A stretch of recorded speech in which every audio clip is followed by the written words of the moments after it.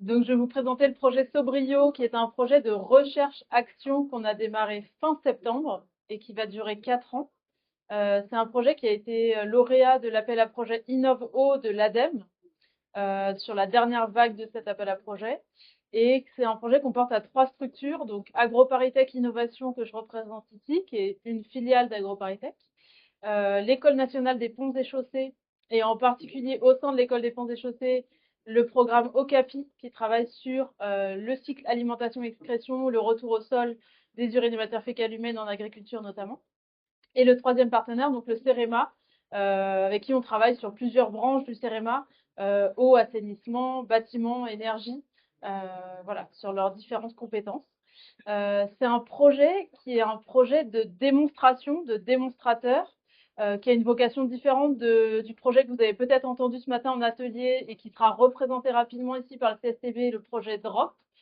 Donc, c'est des projets bien complémentaires. Donc, nous, on n'a pas une visée statistique sur un grand échantillon. On a plutôt une visée démonstrative de qu'est-ce qui est possible de faire en économie d'eau sur un panel de bâtiments assez diversifiés. L'objectif du projet, l'objectif principal, c'est de s'intéresser aux bâtis existants. Donc, on ne travaille pas du tout sur le neuf. Une raison simple, c'est que 80% du parc bâti de 2050, c'est du parc bâti existant. Et les solutions qu'on peut imaginer dans le neuf ne seront pas toutes viables dans l'existant. Donc, nous, on a vraiment voulu se focaliser sur le bâti existant. Bâti existant au sens large, avec différentes typologies. On exclut ce qui est bâtiments agricoles et industriels, qui ont des procédés particuliers pour lesquels il y a déjà des projets qui existent. Donc, on va être aussi bien sur de l'habitat individuel ou collectif, sur des bureaux, des bâtiments de collectivité, des commerces, des campings, voilà, assez largement. Et autre point important, c'est un projet qui s'intéresse à l'après-compteur. Donc, on ne travaille pas sur les économies d'eau du réseau d'eau potable ni d'assainissement, mais on travaille sur la partie après-compteur au sein du bâtiment. Comment est-ce qu'on peut économiser l'eau toute l'année?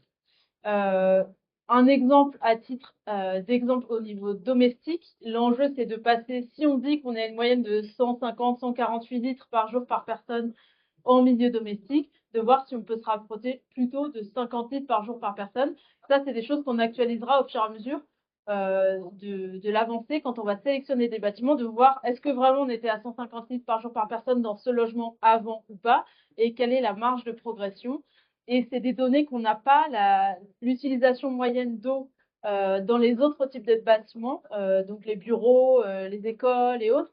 Il y a beaucoup moins de données consolidées. Donc, on n'a pas aujourd'hui le pourcentage de baisse qu'on fera, mais c'est juste l'exemple à l'échelle domestique. On peut passer après. Tu peux passer l'ensemble de la slide. L'enjeu qu'on a vu principalement, c'est... Ah ouais, c'est bizarre. Tu peux passer un petit peu après. Ah d'accord. Bon. Bah, le constat qu'on avait, c'est qu'il y avait 3 enjeux sur lesquels on voulait travailler sur les économies d'eau. C'est qu'au niveau technique, aujourd'hui, dans les bâtiments, on a principalement des dispositifs qui utilisent beaucoup d'eau en volume et qu'on pourrait réduire. Ça, c'est le premier levier, donc technique. Le deuxième levier, on en a parlé, qui est plutôt humain, social, de se dire, dans notre culture, on a plutôt baigné dans une culture d'abondance de l'eau, où le fait de faire attention à part dire en période de sécheresse dans les arrêtés, arrêtez d'arroser votre jardin et coupez l'eau quand vous vous lavez les dents, ça allait pas beaucoup plus loin dans la culture et dans l'imprégnation qu'on en a. Et le troisième levier sur lequel on veut travailler, c'est le volet, un frein plutôt organisationnel et économique, qui est qu'au niveau des collectivités, aujourd'hui, dans les services d'eau et d'assainissement, la part variable de la facture, donc les mètres cubes qu'on consomme, qu'on utilise et qui sont facturés, sont la majeure partie des recettes des services. Donc, si on va faire beaucoup d'économies d'eau, il y a un frein économique aujourd'hui qui est majeur et qui peut expliquer peut-être pourquoi on a tant tardé peut-être à avoir un niveau d'ambition d'économie d'eau qui nous semblerait pourtant important d'un point de vue physique pour les ressources. Et là-dessus, le projet, il a une inspiration principale. Donc moi, j'ai travaillé avant de ce projet pendant 8 ans sur la rénovation thermique basse consommation des maisons.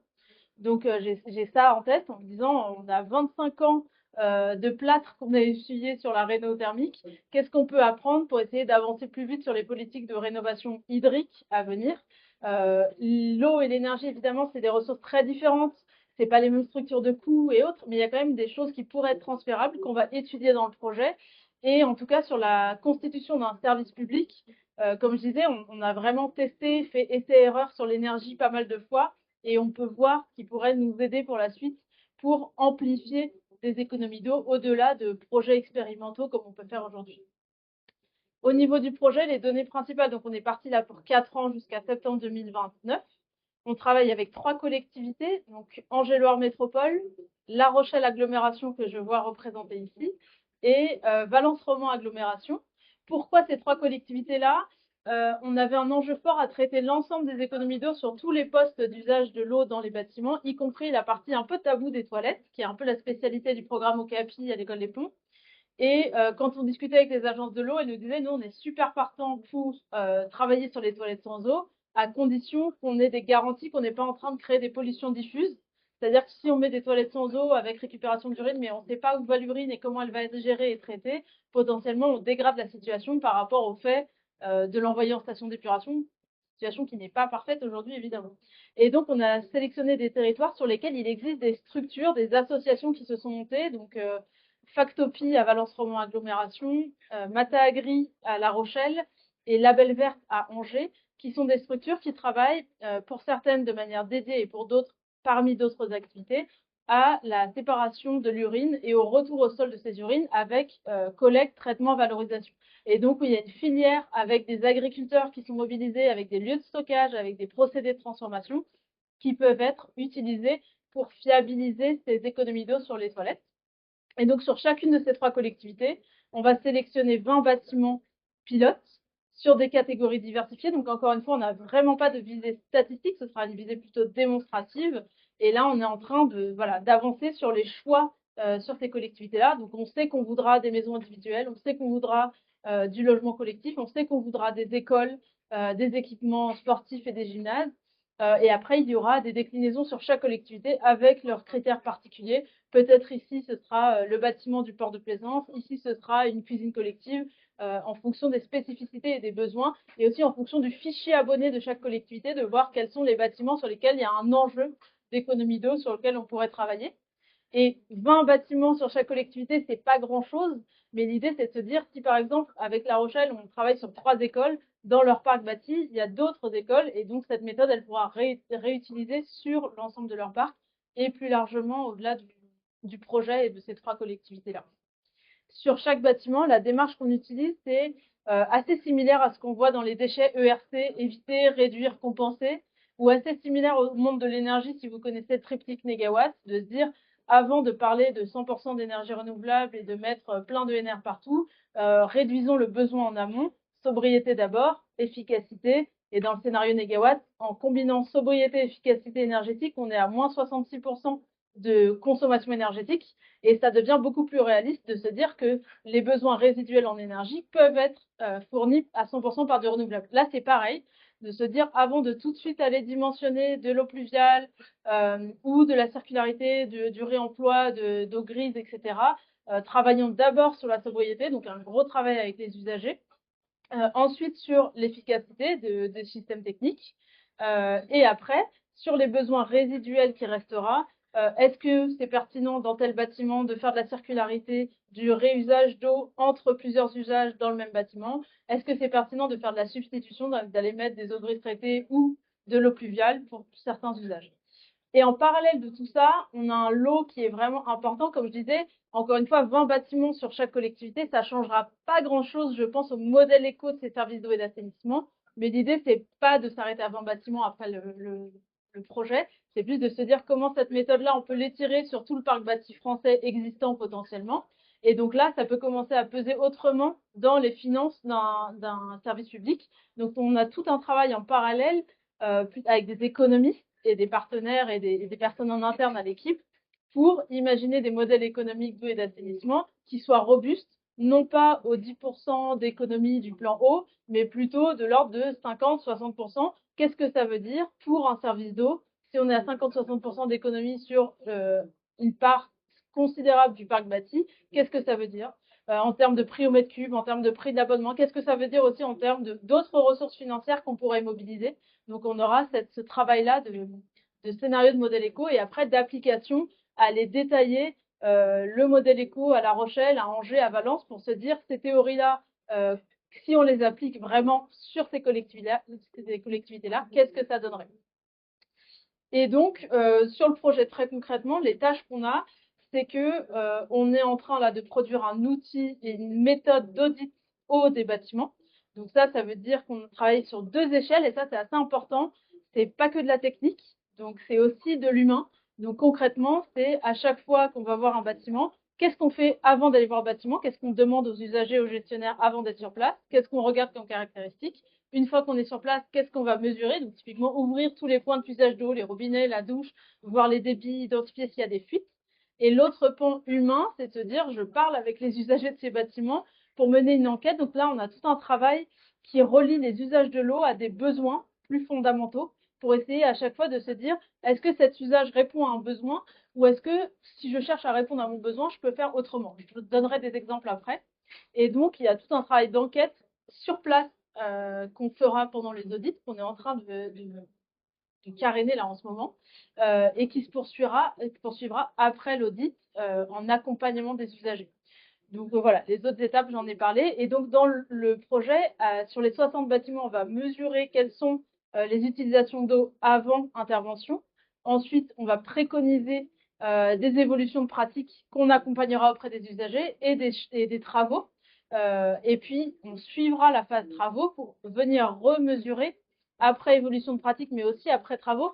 Quand je dis travaux, ça peut être très large, ça peut être installer un limiteur de débit autorégulé, tout comme aller installer des toilettes sans eau ou un autre système. Donc ça peut être assez variable en termes d'impact. Et du coup, mesurer après ces interventions-là, où est-ce qu'on en sera de l'utilisation d'eau. Donc je voulais juste donner un exemple de cette méthode-là. On a un élu que je ne citerai pas qui m'a dit que dans son équilibre emploi-ressources en eau locale, il tablait à l'avenir, vu le changement climatique, sur 3 à 5 douches par jour, tu peux passer, par habitant. Donc la question, c'est de se dire, OK, comment je gère ça du point de vue de l'eau? Est-ce que c'est réaliste? Et si je prends une solution uniquement technique, je vais me dire, bah voilà, je vais mettre la plupart des douches, moi quand je les ouvre, je suis autour de 12-14 litres minutes. Bon, on peut se dire, bon, je passe de 12-14 litres minutes à 4-5 litres et ce sera bien. Mais ça n'empêche que si la personne elle se douche 3 fois, voire 5 fois, on aura quand même un problème. Et sur certaines zones littorales, j'ai eu des retours d'expérience qui m'ont été rapportés de 5 à 7 douches par jour dans des logements touristiques parce que les gens vont se baigner, ils reviennent, ils se rincent, et puis quand on est en vacances, on fait moins gaffe, etc. Donc ça peut être un vrai sujet. Donc l'unique réponse technique de mettre un limiteur, pourquoi pas, de rapprocher la douche du chauffe-eau pour réduire le délai d'attente et le gaspillage d'eau froide, etc.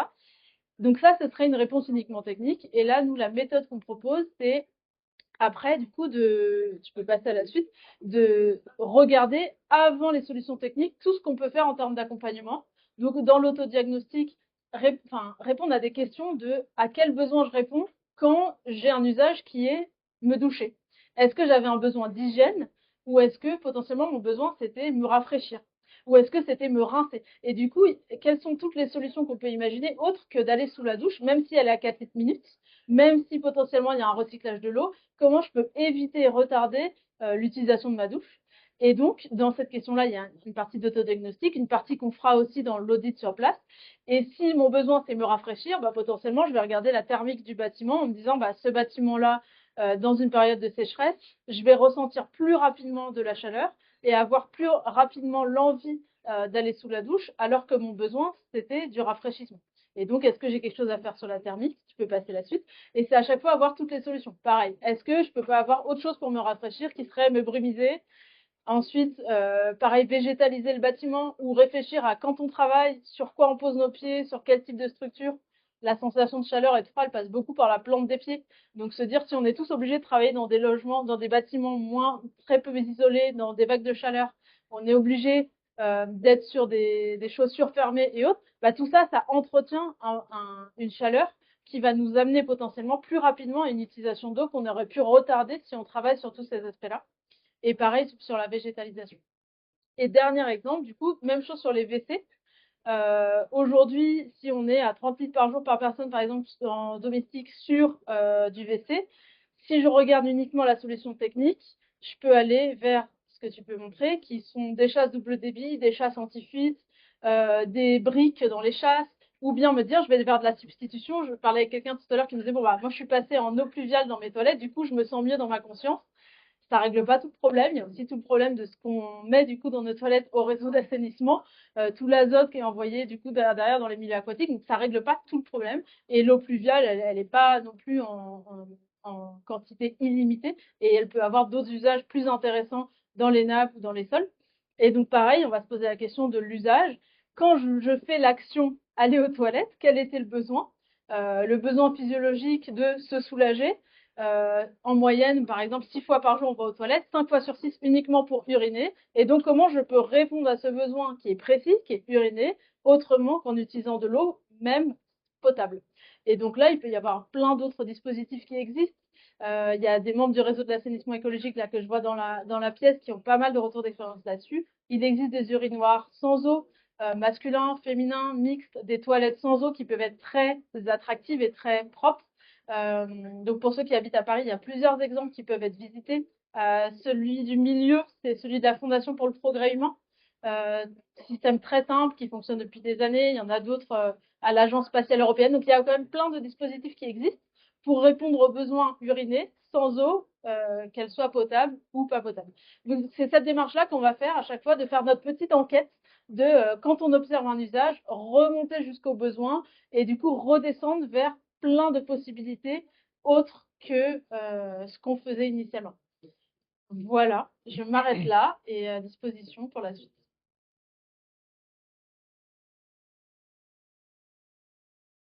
Oui, bonjour à toutes et à tous. Rapidement, je me présente, je suis Maxime Roger, je suis directeur d'une unité du CSTB, le Centre scientifique et technique du bâtiment, dont vous avez peut-être entendu déjà les 4 lettres, mais rapidement, c'est un établissement public à caractère industriel et commercial qui fait de la recherche et de l'appui à l'innovation pour tous les produits qui constituent un bâtiment. Donc, on a une direction dédiée à l'eau, au CSTB, qui s'intéresse à tous les produits au contact de l'eau, à la fois les équipements de plomberie, mais aussi tous les équipements sanitaires et même tout ce qui constitue un réseau à l'intérieur, à l'extérieur du bâtiment. Je vais commencer juste par un petit rafraîchissement de mémoire. Vous avez tous vu passer le plan eau en 2023. Si on le ramène à l'échelle du bâtiment, on a finalement 3 grands objectifs qui sortent de ce plan eau: diminuer le prélèvement, 10% pour tout le monde, donc 10% aussi pour le bâtiment. On a aussi le recours aux zones non conventionnelles qui s'est traduit tout récemment par des nouvelles réglementations, une évolution de la réglementation. Et puis le recours à l'innovation, investir dans la recherche et l'innovation. Et là, on est au cœur de l'action pour le CSTB, puisque le CSTB, par essence, a pour raison d'être d'accompagner les innovations dans le secteur du bâtiment. J'ai ajouté à ça un texte européen qui s'appelle la taxonomie. La taxonomie, c'est ce qui va donner des objectifs pour la valeur verte, estimer la valeur verte des biens immobiliers. Donc c'est à partir de ces critères décrits dans la taxonomie qu'on va pouvoir dire que tel projet immobilier correspond aux exigences d'économie verte. Et c'est très concret pour le bâtiment, puisqu'il y a des exigences sur les débits des douches et des chasses d'eau. Donc, on est vraiment dans un texte réglementaire très concret. Alors, je vais partir du plus petit et je vais prendre du recul petit à petit, parce que finalement, nous, au CSTB, on parle beaucoup des équipements qui constituent les bâtiments, des produits de construction et des équipements. Et on mène des actions de R&D pour avoir des méthodes d'évaluation de ces équipements. Alors, vous avez tous entendu parler d'équipements hydroéconomes. Finalement, l'équipement hydroéconome, c'est quoi? Ça se limite pas forcément à un mousseur, ça se limite pas forcément à une douchette bas débit ou à une chasse d'eau de 4 litres. La question qui est posée, c'est comment on choisit un produit qui fait sa fonction, qui la fait bien, comment on choisit un bon produit et comment on s'y retrouve sur le marché. Pour ça, il y a des signes de qualité qui sont exposés sur les produits. Je vous ai rappelé ici un signe de qualité qui était sur la robinetterie, qui est le signe ECO, ECAU. Un robinet qui est classé ECO, c'est un robinet qui est déjà passé à l'épreuve du feu et qui est considéré comme un bon robinet. Ensuite, pourquoi on met des signes de qualité, y compris sur la robinetterie? C'est parce qu'on constate des différences à l'usage. Sur la même installation, on peut avoir une différence significative de consommation d'eau entre 2 robinets. Et il y a un projet qu'on a pu mener ici qui permettait de comparer 4 types de robinets: le mélangeur manuel, le mélangeur mitigeur mécanique, le robinet thermostatique ou encore l'équilibreur de pression. Et bien, on constate sur la même installation, avec les mêmes usagers, des différences de consommation d'eau. Là où on veut en venir, c'est que il y a des effets d'usage, mais choisir un équipement hydroéconome, ça a un poids. Et si on passe à la slide d'après, quand on fait des mesures en labo, on mesure des différences. Là, quand on dit 30 secondes d'économie entre 2 robinets, c'est de l'eau chaude sanitaire, c'est de l'eau et c'est de l'eau chaude sanitaire. Donc ça conduit à des économies en mètres cubes d'eau et en kilowattheure qui sont très concrètes. À partir des bases de données qu'on a constituées, c'est que des données publiques, on a pu collecter des données publiques sur 32 millions de bâtiments en France. Donc on a constitué cette base de données et à partir de la connaissance de ce parc de bâtiments, bah, on peut simuler des économies d'énergie et d'eau sur l'ensemble du parc bâti en France. Et ce qui nous donne, on a fait un test sur quelques régions, sur la Loire-Atlantique. Vous avez juste l'exemple qu'on a fait ici sur Bretagne, Pays de la Loire et PACA. En Loire-Atlantique, je ne sais pas si c'est très visible parce que c'est écrit petit, mais on est à plusieurs millions d'euros et plusieurs millions de kilowattheures juste en remplaçant la robinetterie dans des bâtiments. L'objectif de tout ça, c'est de dire que quand on veut travailler sur l'existant, il y a des travaux qui peuvent être coûteux. Rajouter des réseaux, remplacer des réseaux, c'est coûteux. Remplacer des WC, ça commence à pas être trop coûteux. Remplacer un robinet, on parle de quelques dizaines d'euros. Pour le coup, on a des économies quantitatives en eau et en eau chaude, en eau et en énergie. Et donc, pour les acteurs, pour les prescripteurs, les collectivités qui prescrivent, ou pour les acteurs qui ont des parcs, comme les bailleurs, ce sont des sujets qui sont très facilement déployables, avec des gains immédiats. Et là, on n'a pas communiqué à l'usager, on a juste remplacé sa robinetterie et il n'a pas formé à l'utilisation d'une technologie, de la haute technologie. À usage identique, à réseau identique, on peut simuler des économies significatives.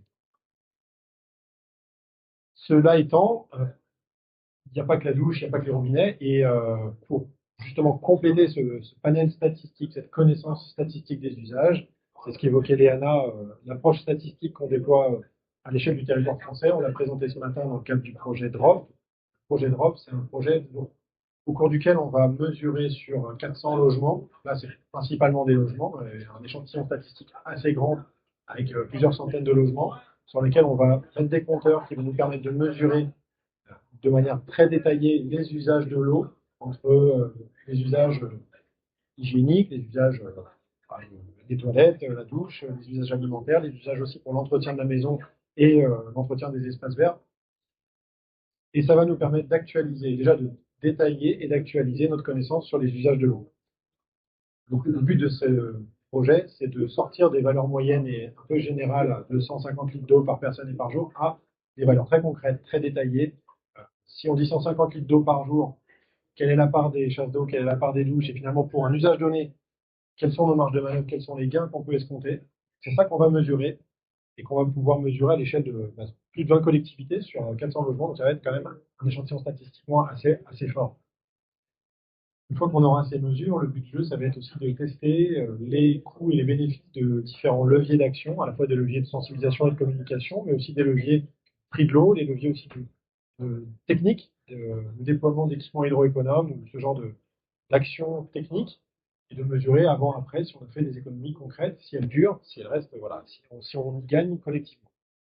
En termes de passage à l'action, ici, on va avoir des résultats, un référentiel de données d'usage qui va nous permettre de vraiment mesurer les avantages coûts-bénéfices d'une action publique pour une collectivité. J'en parlais tout à l'heure. La réglementation s'est ouverte en 2024 à l'intérieur des bâtiments avec deux textes, un arrêté et un décret qui définissent un nouveau type d'eau dans le bâtiment. C'est alors le terme EICH, pour eau impropre à la consommation humaine, ce qui nous autorise maintenant à avoir deux types d'eau dans le bâtiment, à la fois de l'eau potable et de l'eau pas potable, pour différents types d'usages. Le grand tableau avec plein de couleurs, c'est pas facile de le rendre très lisible, mais c'est finalement les usages interdits ou autorisés avec plus ou moins de contraintes. Et on peut constater que la réglementation va finalement autoriser de manière positive des nouveaux usages, des nouveaux types d'eau et des nouveaux usages dans le bâtiment. On peut maintenant mettre de l'eau non potable dans ses toilettes pour évacuer nos excrétas. On peut toujours pas mettre de l'eau non potable dans les lavabos de cuisine, mais on peut en mettre quand même une bonne partie des équipements des bâtiments. Et de manière assez simple administrativement, puisque pour les bâtiments de logement, c'est maintenant une simple déclaration, c'est plus une dérogation comme par le passé. Cette réglementation s'est ouverte, mais maintenant, c'est pas du tout standardisé ou normalisé, ce qui veut dire qu'il n'y a pas de technique courante qui est disponible sur le marché. On est plutôt dans une phase où c'est des projets pilotes qui essuient un peu les plâtres et qui permettent de capitaliser aussi sur les règles de conception, les règles de dimensionnement, les règles de mise en œuvre. Et à partir de ces expérimentations, on va pouvoir capitaliser dans des guides ou dans des textes qui demain deviendront des normes au même titre que les DTU qui servent aujourd'hui de prescription pour les bâtiments. Je pense que c'est important ici d'avoir en tête que ça, c'est du temps long. La réglementation vient de s'ouvrir. On n'a pas une norme de conception et de mise en œuvre comme ça en un an. Dans le bâtiment, on est plutôt sur des temps de 5 à 10 ans. Et pour ça, pour quand même mettre le pied à l'étrier et capitaliser sur ces opérations pilotes, il y a des démarches de type appréciation technique, d'expérimentation, avis technique. Tout ça, ce sont des démarches qui permettent de réaliser des vrais projets avec des vrais gens à l'intérieur, de les monitorer et de capitaliser sur les performances qui étaient annoncées. Bon, pourquoi on veut des guides, pourquoi on veut des avis techniques? C'est parce qu'on souhaite éviter quand même quelques contre-références. Bon, alors celle-là, elle est rigolote, c'est pas la pire. On a quelques-unes, des perles comme ça, mais voilà, le ICH, on veut éviter quand même des bricolages. Le but, notamment pour les autorités sanitaires, c'est d'éviter le bricolage. Éviter qu'on s'invente tous des fournisseurs d'eau, des retraiteurs d'eau, etc. Et pour ça, quand même, il faut quand même un petit peu justifié de la conception. La conception, c'est comment je dimensionne mon installation, comment je vais la mettre en œuvre, quelle protection sanitaire je vais mettre, comment je vais m'assurer que l'exploitant il fait bien son travail, va bien faire son travail d'entretien et de maintenance sur l'installation. Bon, bah, voilà. Sur une installation comme ça, on est y aller avec un peu de prudence. Mais c'est aussi pour ça que des industriels, des fournisseurs de solutions industrielles, euh, structurent leurs procédés et viennent voir le CSTB pour apporter des garanties aux contrôleurs techniques, aux assureurs et in fine à tous les acteurs, donc le bureau d'études, le promoteur, finalement pour que ces solutions elles soient un peu solides sur la durée.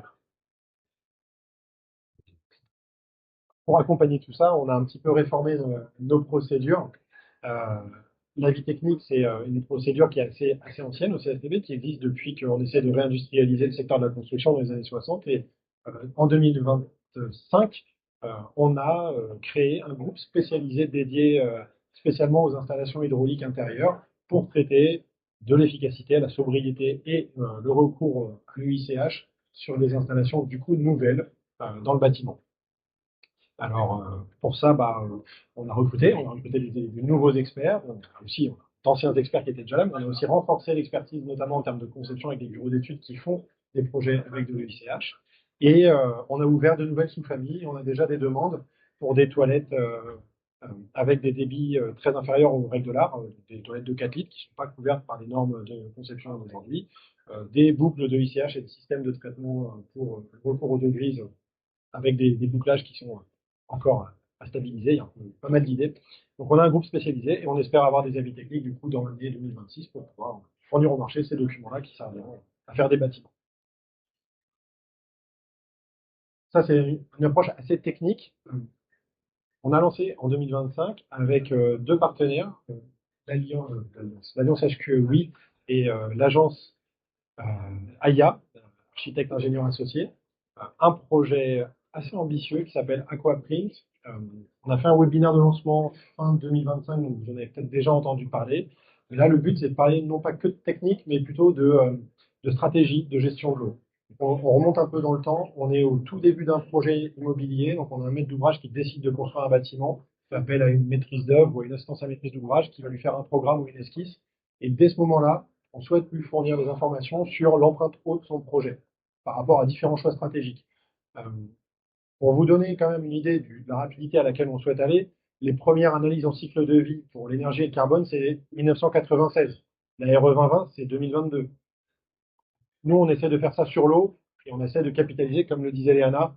On a essuyé les plates sur l'énergie et sur le carbone. Là, sur l'eau, on veut aller beaucoup plus vite.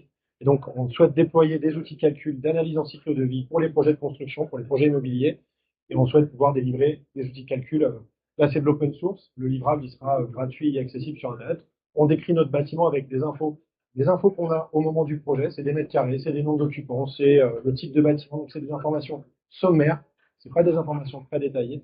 Et à partir de ces informations-là, on va calculer l'empreinte eau sur l'analyse en cycle de vie du projet, avec l'impact des produits de construction, l'impact au chantier, l'impact du vecteur énergétique qu'on aura choisi, l'impact aussi des choix paysagers et d'aménagement qu'on aura fait. Est-ce que j'aurai de la gestion intégrée des eaux pluviales ou pas? Est-ce que je vais pouvoir redonner à la nappe de l'eau ou pas? Donc des choix d'intégration paysagère, des choix d'exploitation, est-ce que j'ai des équipements hydroéconomes ou pas, et des choix de substitution, de recours à l'EICH ou pas. Donc voilà, plusieurs briques techniques qu'on va modéliser qui permettront d'avoir une empreinte eau globale sur un projet. Donc ça c'est censé pouvoir intéresser pas mal de bénéficiaires. Je l'ai dit, la maîtrise d'ouvrage, les prescripteurs, aussi les collectivités éventuellement en termes de prescription pour leur propre bâtiment et pour les bâtiments sur le foncier sur lequel elles interviennent. Euh, ce qu'on peut en tirer, c'est déjà de la pédagogie, beaucoup d'informations, parce que finalement, avoir accès à je choisis de faire de la GIEP, qu'est-ce que ça donne comme résultat en empreinte eau, je choisis des équipements agricoles, qu'est-ce que ça donne, je choisis de me chauffer en biomasse ou en nucléaire, qu'est-ce que ça change. Ça, c'est des informations qu'on va remonter très vite pour le décideur. Donc finalement, un outil très pédagogique, un outil de sensibilisation, un outil de formation, mais aussi un outil financier, parce que finalement, vous le voyez, le fonds technique qui permet de faire ces calculs, bah, ça permet aussi de donner des sorties de type diagnostic de performance hydrique, ça permet aussi d'avoir la comparaison par rapport à un scénario de référence et donc d'obtenir éventuellement des aides financières pour réaliser ce projet. Donc les bénéficiaires et les types de bénéfices sont assez variés. Et donc une petite timeline finalement, là on vient de lancer ce projet, on va recruter, on va avoir besoin, c'est un projet qui se veut collaboratif, transparent, le livrable sera open source, la méthodologie sera open source, et on va faire on va s'appuyer sur des opérations pilotes, à la fois des projets qui existent pour avoir des données réelles de consommation d'eau de projets déjà existants, et à la fois des projets en cours pour justement aller tester cet outil stratégique pour voir s'il a un impact dans le déploiement de ces projets, puis ensuite in situ sur la consommation d'eau qu'on aura modélisée. Donc, on va avoir besoin d'opérations pilotes. N'hésitez pas à nous faire connaître vos projets pour qu'on puisse et vous partager les infos de notre outil de calcul, bénéficier aussi de cet outil de calcul alors qu'il est en cours d'élaboration et aussi pouvoir nous alimenter avec des cas d'usage concrets. Le livrable de ce projet, c'est en 2026, une première version.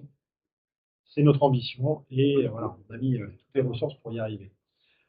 Vous le voyez, c'est très complémentaire avec ce qu'a présenté Léana et tous les établissements publics ici se mettent en ordre de marche. Les projets, à la fois quand c'est des données très statistiques, très techniques, ou au contraire dans l'usage ou dans la prescription, il y a vraiment un effort de cohérence à avoir et c'est ce qu'on essaie de faire avec les différents établissements publics qui sont mobilisés. J'espère qu'avec ça, vous avez un panel assez vaste de tous les projets qui sont de la recherche très appliquée avec des livrables très concrets, très opérationnels pour le coup. Et je vous remercie de votre attention.